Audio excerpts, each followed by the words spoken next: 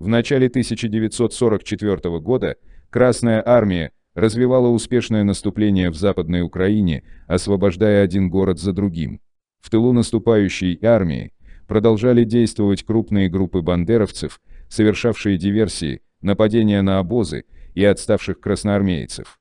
Только с 7 января и по 2 марта было совершено около 200 таких нападений.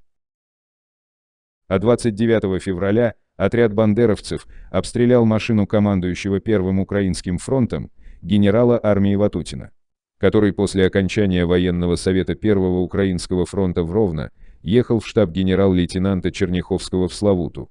Генерал был тяжело ранен. Уцелевшие штабные офицеры и небольшая охрана доставили генерала в госпиталь 13-й армии. После оказания первой квалифицированной помощи Ватутина перевезли в Киев. Но несмотря на задействованных в спасении военачальника лучших врачей, 15 апреля Николай Федорович умер от заражения крови. Смерть полководца такого ранга в тылу Красной Армии была больше, чем чрезвычайное происшествие.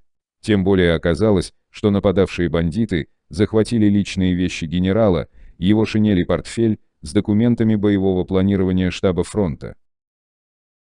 На территорию Западной Украины тут же прибыли заместители Лаврентия Берии, комиссары госбезопасности второго ранга Сергей Круглов и Иван Серов.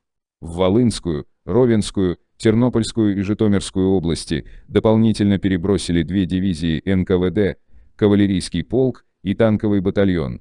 В Ровно, Луцке, Сарнах, Гоще, Костополе, Остроге и Дубровице создали 7 оперативных войсковых групп.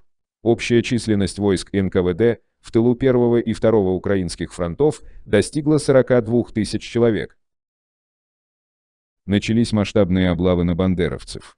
С 7 марта по 7 апреля были проведены 109 операций, в ходе которых ликвидированы около 2600 бандеровцев и еще 3256 человек взяты в плен.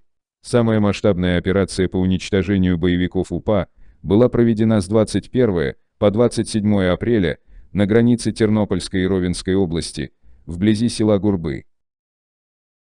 13 апреля 1944 года начальник оперативной группы НКВД по Тернопольской области доложил командованию, что в Кременецких лесах находится крупное формирование УПА численностью до 5000 человек. В соединении находились Курени, УПА-Север под руководством Петра Олейника и УПА-Юг под командованием Василия Кука.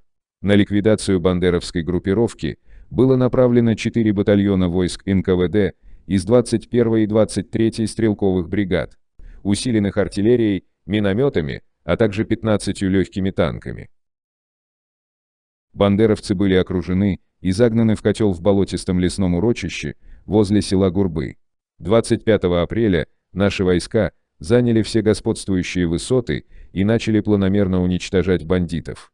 Некоторым бандеровцам удалось выбраться из котла болотами. Их вылавливание продолжалось до 27 апреля. В докладе Сталину Берия сообщал, что бандеровцы потеряли убитыми 2018 и пленными 1570 человек.